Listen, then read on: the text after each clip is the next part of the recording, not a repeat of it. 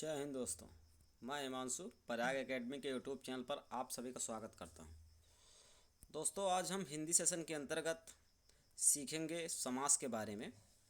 समास से कुछ महत्वपूर्ण क्वेश्चन जो आपके एग्ज़ाम में पूछा जाता है, एक दो क्वेश्चन इससे कंफर्म रहते हैं, उसके बारे में सीखेंगे। समास की परिभाषा को सीखेंगे और कुछ उदाहरण को देखेंगे। तो समास शब्द दो शब्दों सम, जिसका की अर्थ होता है संक्षिप्त, एवं आस यानी इसका कथन होता है,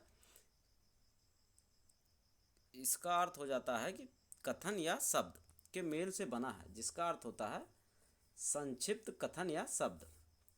तो समास प्रक्रिया में शब्दों का संक्षिप्तीकरण किया जाता है।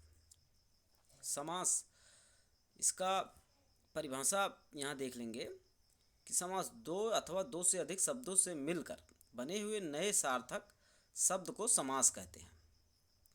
समस्त पद या सामासिक पद क्या होते हैं, इनके बारे में देखेंगे। समास के नियमों से बना शब्द समस्त पद या सामासिक पद कहलाता है। समास विग्रह, समस्त पद के सभी पदों को अलग अलग किए जाने की प्रक्रिया को समास विग्रह या व्यास कहा जाता है। जैसे नील कमल का विग्रह हो जाएगा नीला है जो कमल, चौराहों का विग्रह हो जाएगा चार राहों का समूह। और यहाँ आप देखेंगे समास का विलोम शब्द यदि आपसे पूछा जाए तो आप इसका व्यास हो जाता है। यहाँ पर शब्द विलोम के बारे में भी देखेंगे, क्वेश्चन पूछा जाता है तो आप ध्यान देंगे। आगे हो जाता है समास रचना में प्रायः दो पद होते हैं। पहले को पूर्व पद और दूसरे को उत्तर पद कहते हैं। जैसे राजपुत्र में पूर्व पद यानी पहला पद हो जाएगा राज, और उत्तर पद जो हो जाएगा पुत्र हो जाएगा।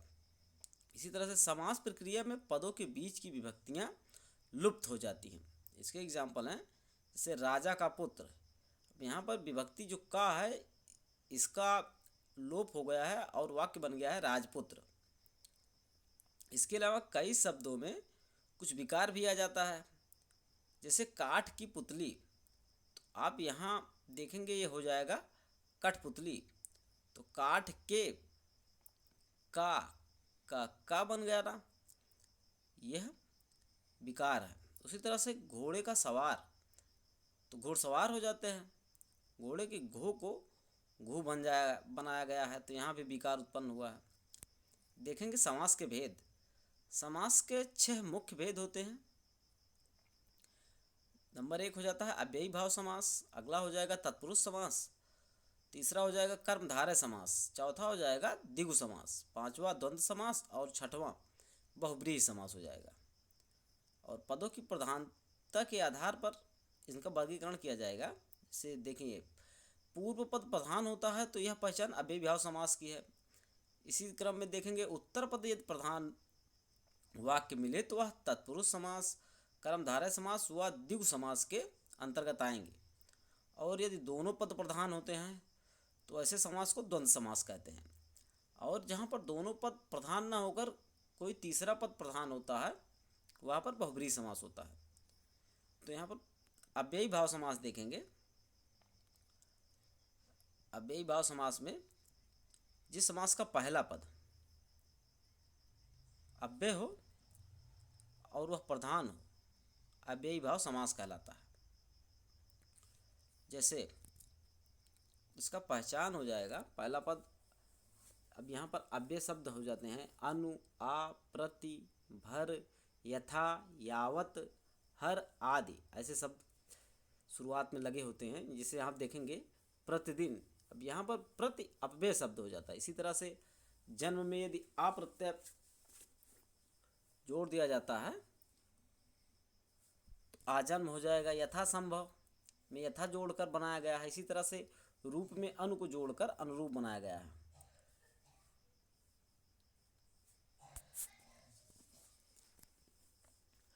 दूसरा समास हो जाता है तत्पुरुष समास। जिस समास में बाद का अथवा उत्तर पद प्रधान होता है तथा दोनों पदों के बीच का कारक चिन्ह लुप्त हो जाता है, उसे तत्पुरुष समास कहते हैं। तो तत्पुरुष समास हो जाएगा उत्तर पद प्रधान हो जाता है, दोनों पदों के बीच कारक चिन्ह का लोप होता है। जैसे इसका उदाहरण हो जाएगा राजकुमार। यहाँ पर समास इसका विग्रह करेंगे राजा का कुमार, तो राजकुमार हो जाएगा। इसी तरह से रचनाकार है, रचना करने वाला, यहाँ पर रचनाकार का विग्रह हो जाएगा। धर्म ग्रंथ, धर्म के लिए ग्रंथ या के लिए कारक को लुप्त करके बनाया गया है। और यहाँ पर देखेंगे आगे तत्पुरुष समास के भेद। विभक्तियों के नाम के अनुसार 6 भेद होते हैं। यहाँ आप यह ध्यान देंगे कि कर्ता विभक्ति के साथ में तत्पुरुष समास नहीं बनता है, तो उसको छोड़ के यहाँ देखिए कर्म तत्पुरुष, यानी आप इसको द्वितीय तत्पुरुष भी कहते हैं, इसकी विभक्ति को हो जाती है। इसी तरह से कर्ण तत्पुरुष, इसकी विभक्ति से हो जाती है। और कर्ण तत्पुरुष को आपके एग्जाम में तृतीय तत्पुरुष के नाम से भी पूछा जा सकता है। यदि क्वेश्चन का लेवल बढ़ाना चाहेगा तो वहाँ आपसे कर्ण तत्पुरुष न पूछ के तृतीय तत्पुरुष या द्वितीय तत्पुरुष करके पूछेगा, उसके लिए आप प्रिपेयर खुद को रखेंगे। अगला समास हो जाता है तत्पुरुष के अंतर्गत संप्रदान तत्पुरुष, जिसको आप चतुर्थ तत्पुरुष भी कहते हैं, जिसकी विभक्ति के लिए हो जाती है, संप्रदान के लिए हो जाता है। इसी तरह से आपादान तत्पुरुष हो जाएगा, जिसका अन्य नाम पंचमी तत्पुरुष के नाम से आपसे पूछा जाता है और इसकी विभक्ति से हो जाता है। यहाँ पर लेकिन कर्ण की विभक्ति भी से होता है, लेकिन वहाँ पर अलगाव नहीं दर्शाता है, किंतु आपादान तत्पुरुष में से विभक्ति किसी चीज़ के अलगाव से संबंधित दर्शाता है। जैसे पेड़ से पत्ते गिरना, यहाँ पर पत्ते जो है गिर रहे हैं, पेड़ों से अलग हो रहे हैं। जिसी तरह से हिमालय से गंगा निकलती है, तो गंगा हिमालय को छोड़ के निकल रही है, तो यहाँ पर जो से विभक्ति आ रही है यह अपादान कारक के अंतर्गत आएगी। इसी तरह से आप अगला देखेंगे संबंध तत्पुरुष, जिसको कि आप षष्ठी तत्पुरुष भी कहते हैं। संबंध की कारक विभक्तियाँ हो जाती हैं का, की, के, इनका लोप हो जाता है। राजा का पुत्र हो जाएगा तो वहाँ पर संबंध तत्पुरुष के अंतर्गत षष्ठी तत्पुरुष हो जाएगा और राजपुत्र हो जाएगा, यह इसका समास। अगला शब्द हो जाता है तत्पुरुष समास के अंतर्गत अधिकरण तत्पुरुष, जिसको कि आप सप्तमी तत्पुरुष भी कहते हैं। अधिकरण में कारक विभक्तियाँ में या पर होते हैं, जैसे घर में या फिर मेज पर। नोट देखेंगे यहाँ पर तत्पुरुष समास के उपयुक्त भेदों के अलावे कुछ अन्य भेद भी हैं, जिनमें प्रमुख है नए समास। यहाँ पर नए समास की परिभाषा देखेंगे, जिस समास के पूर्व पद में निषेधात्मक सूचक या नकारात्मक शब्द आ, अन, ना, गैर आदि लगे हों, वह नए तत्पुरुष समास के अंतर्गत आता है। जैसे हो जाएगा यहाँ पर अधर्म। अब यहाँ पर धर्म का अपोजिट हो जाता है अधर्म। यहाँ आ शब्द जोड़ने से यह निषेधात्मक वाक्य की पुष्टि करता है। इसी तरह से इष्ट में ना जोड़ के अनिष्ट हो जाता है, या आवश्यक में ना जोड़ के अनावश्यक कर दिया जाता है। इसी तरह से पसंद में ना जोड़ के नापसंद कर दिया जाता है, और वाजिब में गैर जोड़ के गैर वाजिब बना दिया जाता है। ऐसे वाक्य जहाँ पर नकारात्मक शब्द अपना अर्थ प्रकट करे, वहाँ नए समास के अंतर्गत आता है। तो क्वेश्चन में पूछा जाता है, और इसके भेद के बारे में आप जानेंगे। ये जोड़े होते हैं, इन वाक्यों की यहाँ पर प्रधानता होती है, आगे देखेंगे। आ, अन, ना, गैर आदि ध्यान देंगे।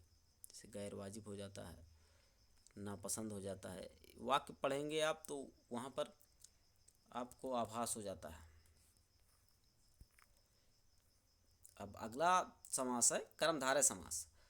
जिस समस्त पद का उत्तर पद प्रधान हो तथा पूर्व पद व उत्तर पद में उपमेय, उपमान अथवा विशेषण और विशेष संबंध हो, कर्मधारय समास कहलाता है। तो आपसे पूछता है तो किस समास में विशेषण और विशेष का संबंध होता है, तो यह कर्मधारय समास हो जाएगा।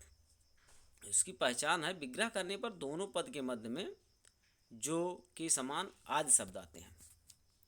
तो आप कर्मधारय समास से संबंधित वाक्यों में क्या विशेषता है, आप यहाँ पर उनके प्रमुख पदों को जानेंगे। कि विग्रह करने पर दोनों पदों के मध्य में देखेंगे क्या आता है।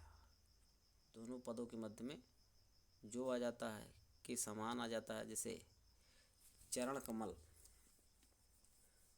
चंद्रमुखी, मृगनयली, नीलकंठ, महापुरुष, ऐसे पद ये उदाहरण कर्मधारय समास के हो जाते हैं। अब इसका विग्रह करेंगे आप, जैसे महापुरुष का विग्रह करेंगे, महान है जो पुरुष। यहाँ पर अभी आपने देखा इसकी विशेषता में कर्मधारय के है जो वाक्य उपयोग होते हैं। तो यहाँ महान पुरुष की समास विग्रह करेंगे, महान है जो पुरुष, तो हो जाता है महान पुरुष। इसी तरह से अगला समास देखेंगे आप, द्विगु समास। यह बच्चों के लिए काफ़ी आसान समास होता है, क्योंकि इसकी पहचान होती है, यह संख्यावाचक विशेषण होता है इसमें। तो इसकी परिभाषा देखेंगे, जिस समस्त पद का पूर्व पद संख्यावाचक विशेषण हो वह द्विगु समास कहलाता है।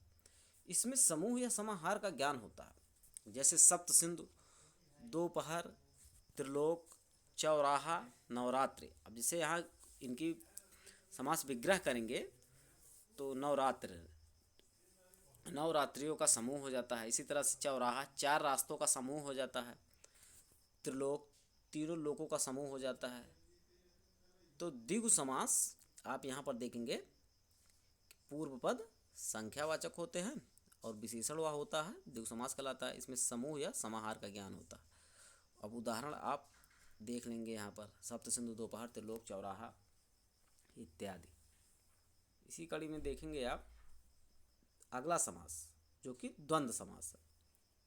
इसकी परिभाषा हो जाएगी, जिस समस्त पद के दोनों पद प्रधान हो तथा विग्रह करने पर और अथवा या एवं लगता हो वह द्वंद्व समास कहलाता है। इसकी पहचान है, दोनों पदों के बीच प्रायः हाइफन योजक चिन्ह का प्रयोग होता है।